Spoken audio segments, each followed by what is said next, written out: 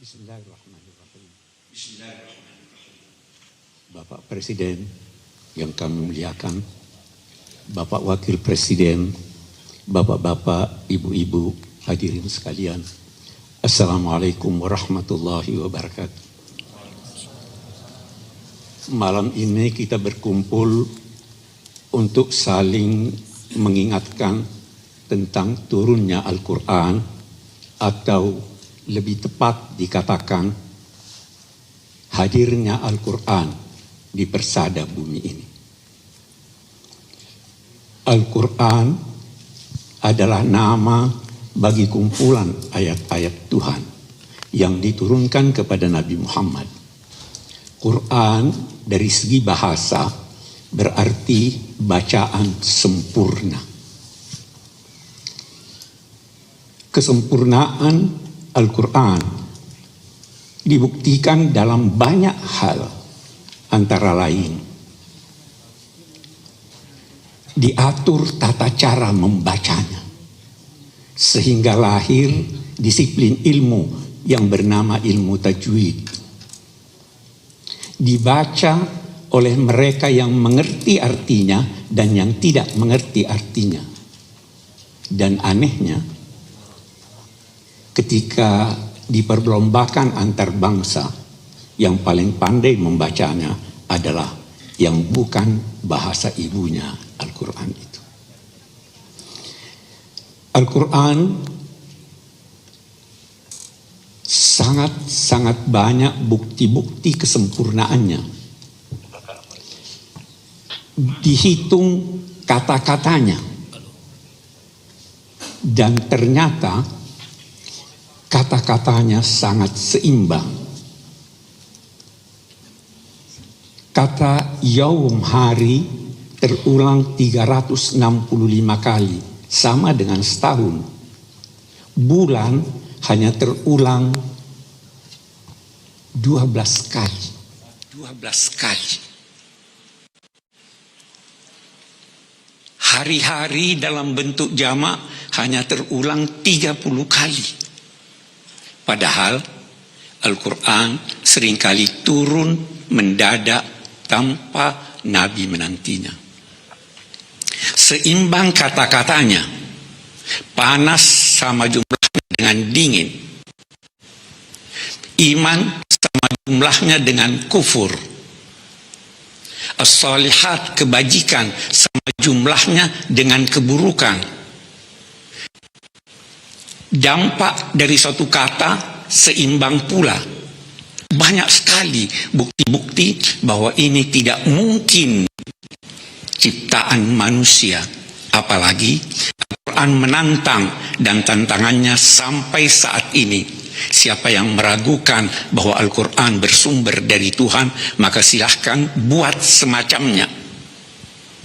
Walau hanya satu surah, yakni walau hanya 3 ayat Al-Quran. Keseimbangan kata-kata yang digunakan Al-Quran itu mengajarkan kita agar kita pun hidup seimbang. Memang Tuhan menciptakan alam raya ini seimbang. Matahari dan bulan berjalan dengan peredaran yang sangat jitu dan teliti. Menarik bahwa posisi bulan terhadap matahari berhadapan, oposisi. Tapi bulan menyerap dari matahari sinar, kemudian dia pantulkan sinar itu ke bumi. Bisakah kita meniru bulan? Sebanyak yang dia terima, sebanyak itu pula yang dia beri. Kita diciptakan Allah berkeadilan, seimbang jasmani kita, seimbang jasmani kita dan rohani kita, sama dengan keseimbangan perjalanan matahari dan bulan. Itu semua dimaksudkan untuk menunjukkan bahwa hidup hendaknya hidup yang seimbang. Seimbang jasmani dan rohani, seimbang dunia dan akhirat, dan seimbang segala sesuatu. Menarik bahwa Al-Quran dalam memilih kata-katanya sangat teliti. Ketelitian yang dapat melahirkan aneka makna. Saya ingin memberi contoh ketika Allah berbicara tentang kewajiban puasa. Dinyatakannya, "Faman syahida minkum syahra falyasum." Penggalan ayat ini mengandung paling tidak dua makna. Yang pertama, siapa di antara kamu yang hadir di tempat domisilinya dan dia melihat bulan, maka hendaklah dia berpuasa. Makna kedua, siapa yang kamu di antara kamu yang menyaksikan bulan dengan pengetahuannya, maka hendaklah dia berpuasa.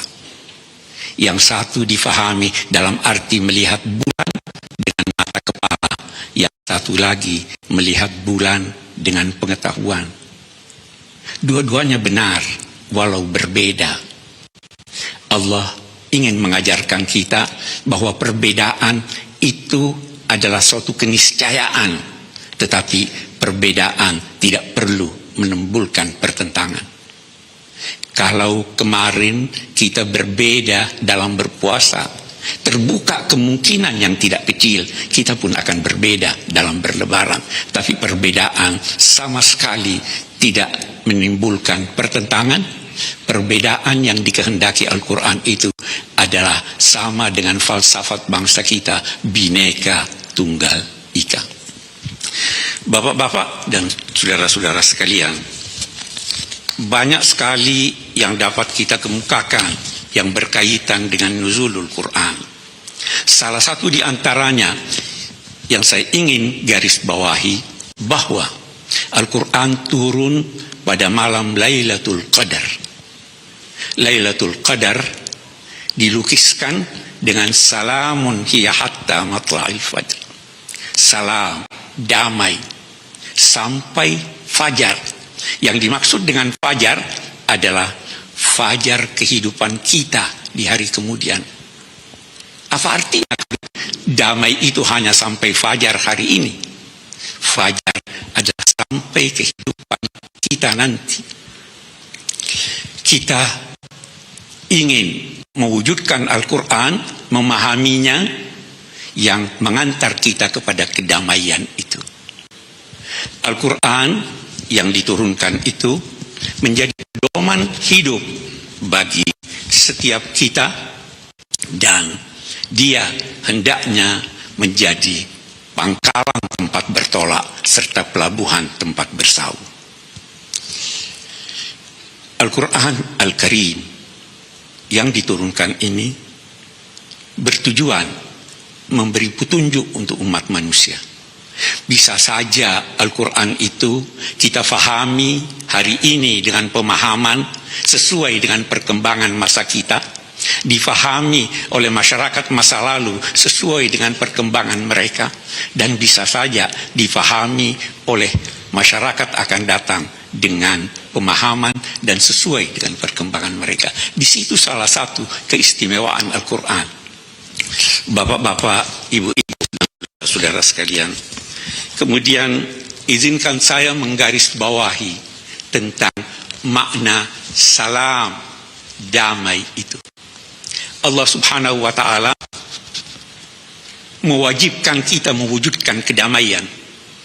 Kedamaian bermula dari jiwa kita. Kedamaian yang dari jiwa ini keluar ke tengah masyarakat kita, ke tengah masyarakat dunia. Kedamaian adalah dambaan semua manusia, dambaan semua agama. Sedemikian penting kedamaian ini sampai-sampai Al-Quran menyatakan apabila musuh mengajak kamu untuk berdamai, maka terimalah perdamaian itu. Kalau kamu khawatir mereka menipu kamu, maka jangan hiraukan, Allah akan bersama kamu. Itu tanda bahwa kedamaian, perdamaian adalah dambaan Al-Quran. Dan itu sebabnya dia diturunkan pada malam Lailatul Qadar yang penuh dengan kedamaian itu. Kedamaian adalah perantara antara cinta dan benci. Dia bukan cinta, tapi bukan benci. Karena itu, ucapan salam hendaknya diberikan sabda Nabi kepada yang Anda kenal maupun tidak kenal. Karena semua membutuhkan kedamaian, semua membutuhkan kasih sayang. Bahkan menurut Al-Quran, yang berbuat jahil terhadap Anda, ucapkan padanya salama. Idza khatabahumul jahiluna qalu salama. Damai adalah bandaan. Menarik bahwa oleh Al-Quran dinyatakan yahdi bihillahu man ittaba'a ridwanahu subulas salam wa yahdihim ila siratin mustaqim. Melalui Al-Quran Allah memberi petunjuk ke jalan-jalan kedamaian. Jalan kedamaian banyak. Lalu dari jalan-jalan kedamaian itu semua diantar menuju as-siratal mustaqim, jalan lebar yang luas. Kita bisa berkelompok-kelompok. Allah tidak melarang kita berkelompok. Yang dilarangnya berkelompok dan berpecah belah. Wala takunu kalladzina tafarraqu wakhtalafu. Kelompok-kelompok bisa melahirkan perlombaan. Allah menjanjikan yang mengikuti jalan-jalan kedamaian akan diantar oleh Allah menuju as-siratal mustaqim. Siratal mustaqim itu adalah jalan lebar yang lurus. Jalan tol. Kalau Anda mengikuti jalan damai, Anda diantar Tuhan ke jalan tol, jalan bebas hambatan. Jalan yang lebar, semua dapat berjalan di sana tanpa senggol-menyenggol, karena semua bertujuan yang sama. Itu Al-Quran yang diajarkan dan diperintahkan kepada kita untuk melaksanakan tuntunan-tuntunannya. Bapak-bapak, ibu-ibu, dan saudara-saudara sekalian, kita dalam hidup ini pasti mengalami pasang surut. Pasti ada ujian-ujian yang kita hadapi. Ujian itu berat. Bapak Presiden, semakin tinggi kedudukan seseorang, semakin berat ujiannya. Nabi dan Rasul adalah yang paling berat ujiannya. Sampai-sampai Al-Quran menyatakan,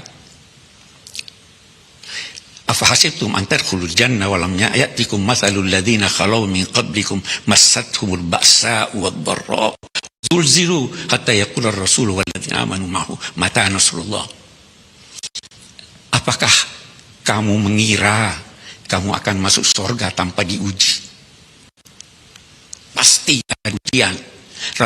Rasul dan umat-umat beriman sebelum ini telah digoncang, diuji dengan berbagai ujian.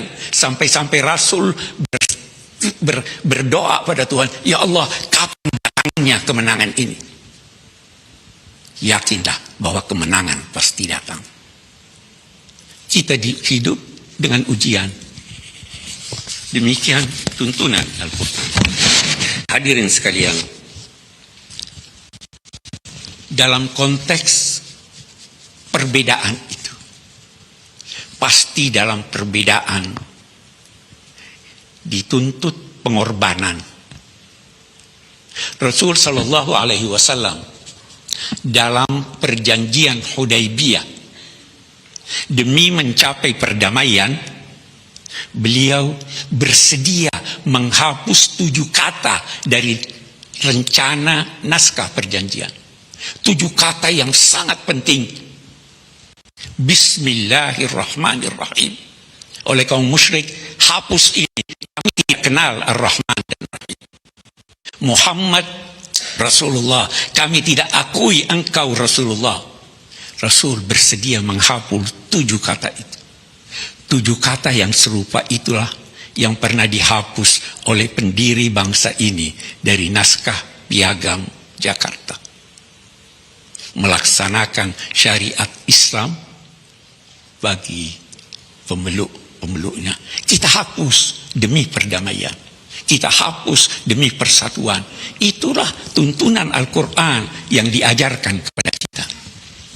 Bapak-bapak, ibu-ibu, dan saudara-saudara sekalian, kalau kita berkata perdamaian, perlu diingat bahwa kita ingin damai, tapi kita tidak ingin mengorbankan keadilan. Kita ingin damai, tetapi keadilan pun hendaknya kita tegakkan. Dan ketika menegakkan keadilan, Al-Quran berpesan, jangan sampai kebencianmu kepada satu kaum menjadikan engkau tidak berlaku adil. Bapak-bapak, ibu-ibu, saudara-saudara sekalian, banyak definisi keadilan. Menempatkan segala sesuatu pada tempatnya. Memberikan pemilik hak-haknya dengan cara yang terbaik dan tercepat.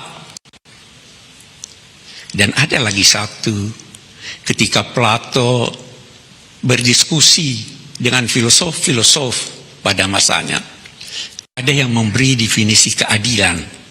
Katanya, keadilan adalah keberpihakan kepada yang kuat. Plato tidak setuju. Tapi sebahagian ulama Islam setuju. Hanya bapak-bapak, ibu-ibu sekalian, persetujuannya dikaitkan dengan sambutan Sayyidina Abu Bakar waktu pelantikan beliau sebagai pemimpin umat Islam. Sambutannya berkata demikian, singkatnya, saya bukan orang yang baik di antara kamu. Kalau saya benar, bantu saya. Kalau saya keliru, luruskan saya. Baru dia katakan, yang kuat di antara kamu lemah di sisiku, sampai aku mencabut hak orang lain yang diambilnya. Yang lemah kuat di sisiku, sampai aku mengembalikan haknya kepadanya yang diambil oleh yang kamu namai kuat. Bapak Presiden, kalau ini kita terapkan, keadilan dan kedamaian akan tercapai. Niat Bapak untuk memberantas korupsi dapat dilakukan dengan adil melalui pemahaman Sayyidina Abu Bakar. Hadirin sekalian, saya tidak ingin berpanjang-panjang. Saya berterima kasih diberi kepercayaan untuk berbicara dan menyampaikan apa yang saya rasa perlu kita sadari bersama. Saya ingin berdoa. Yang pertama, buat Bapak Presiden. Pak, saya punya guru, Pak. Namanya Syekh Mutawalli Sya'rawi. Beliau pernah berdoa pada Presiden Mesir. Doanya dimulai dengan kalimat, kekuasaan bersumber dari Tuhan. Tidak ada yang diberi kekuasaan kecuali atas kehendak Tuhan. Baik penguasa itu jujur mengikuti tuntunan Tuhan maupun penguasa itu durhaka, semua kekuasaan bersumber dari Tuhan. Baru beliau berkata, dan ini yang saya ingin doakan buat Bapak. Katanya,